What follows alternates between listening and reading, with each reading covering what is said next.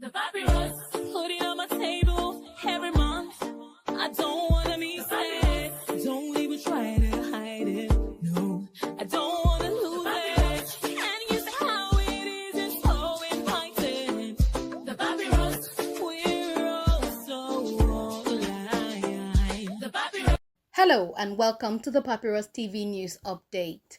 The headlines: Southeast leaders officially endorse President Tinubu's re-election bid. Rivers State government denies viral claims about civil service recruitment. Kogi senator accused of defamation by Senate President responds. Northeast lawmakers urge inclusion in Special Agro-Industrial Processing Zones initiative. NBC bans Idris Abdul Karim's anti-Tinubu song, Tell Your Papa. Sir Paul Chukwuma emerges YPP governorship candidate for Anambra. Court dismisses Nnamdi Kanu's suit against the federal government. Now the details. The Southeast Elders Alliance for Tinubu 2027, a political support group in Enugu North Senatorial District, has formally declared its backing for President Bola Ahmed Tinubu's re-election bid in the upcoming 2027 general elections. In a communique issued during the group's inauguration in Nsukka, Enugu State, leaders praised President Tinubu for his inclusive governance, noting the strategic appointments of Southeast natives in national positions. These include Vice Admiral Emmanuel Ikechukwu Ogala as Chief of Naval Staff, Frank Mba as Deputy Inspector General of Police, and several other key appointments in federal organizations. The group also called on President Tinubu to sponsor an executive bill to the National Assembly to amend constitutional provisions for the creation of additional states, emphasizing that such a move would further strengthen national unity. They also urged immediate action to address the country's economic challenges, such as stabilizing the naira, reforming the fuel subsidy structure, and curbing food inflation. Additionally, the group recommended the establishment of a digital response unit within Nigeria's security architecture to enhance the fight against rising insecurity. Concluding their statement, the group expressed full support for President Tinubu's second-term bid, arguing that a southern president completing an 8-year tenure would promote equity and political stability in future electoral cycles. Progressively, Vice Admiral Ibokete Ibas, the sole administrator of Rivers State, has strongly refuted a viral social media report claiming that he authorized the recruitment of 10,000 new personnel into the state's civil service. The report, falsely attributed to the secretary to the state government, Professor Ibibia Worika, suggested the launch of an application portal for recruitment, which was scheduled for April 13, 2025. In a statement released by Iyingi Brown, acting head of the Rivers State Civil Service, the government declared the announcement as fake and urged the public to disregard it. Brown clarified that all official communication regarding recruitment would be issued through the Rivers State Civil Service Commission, not through unverified social media channels. The clarification comes after Vice Admiral Ibas made recent appointments to the Rivers State Independent Electoral Commission, further emphasizing the need for transparency in government processes.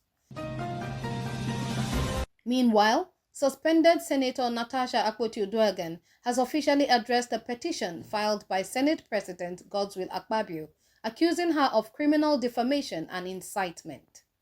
The petition stems from Akpoti-Uduaghan's claims that Akpabio instructed former Kogi State Governor Yahaya Bello to orchestrate an assassination attempt against her.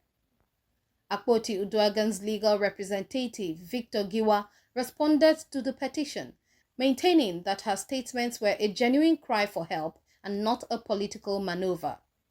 Giwa also condemned the withdrawal of her security detail following her suspension from the Senate, arguing that such an action left her vulnerable. In a related development, the socio-political advocacy group, Movement for National Accommodation and Consensus for Continuity, Monaco, launched a campaign defending Akpabio's character, asserting that the controversy is politically driven. Monaco's national president, Salisu Issa, emphasized that Akpabio's sociable personality was often misinterpreted, and the group vowed to continue combating misinformation across Nigeria. Continuing, the Northeast Caucus of the National Assembly has raised concerns over the exclusion of their region from the federal government's Special Agro-Industrial Processing Zones, SAPS. The caucus, which consists of lawmakers from Adamawa, Bauchi, Borno, Gombe, Taraba, and Yobe states, expressed their dissatisfaction during an emergency meeting in Abuja, urging President Bola Tinubu to address the issue to ensure fairness and equity.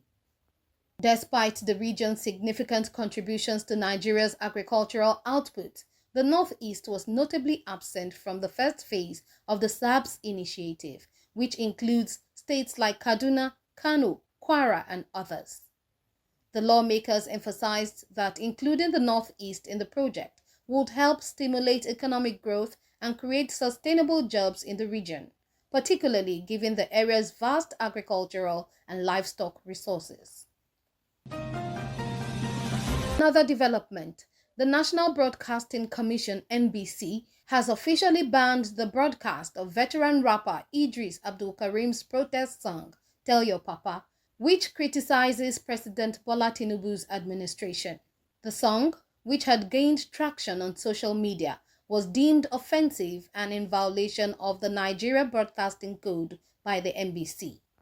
In its directive, the NBC cited Section 318 of the Broadcasting Code, which prohibits content that is considered inappropriate or offensive.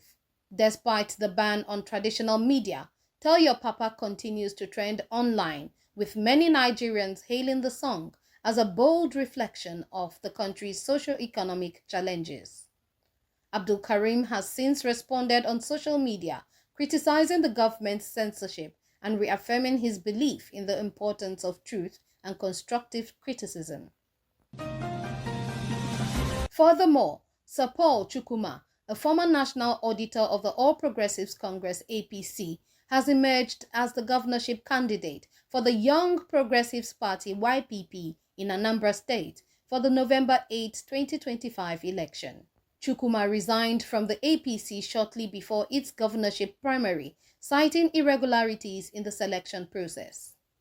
In his acceptance speech, Chukwuma expressed his belief in President Bola Tinubu's renewed hope agenda and pledged that his administration would work to strengthen the connection between Anambra State and the federal government.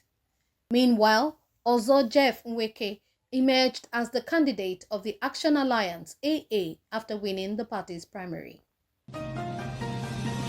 Conclusively, the Federal High Court in Abuja has dismissed a 50 billion naira fundamental rights enforcement suit filed by Nnamdi Kanu, the leader of the Indigenous People of Biafra (IPOB), against the federal government. The court cited a lack of diligent prosecution as neither Kanu's legal team nor the government's counsel appeared in court during the proceedings. Kanu had filed the suit in 2022, seeking redress for his alleged abduction and extraordinary rendition from Kenya to Nigeria.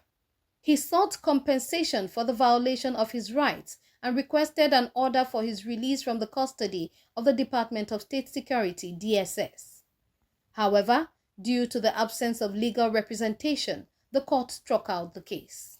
The papyrus, put it on my table.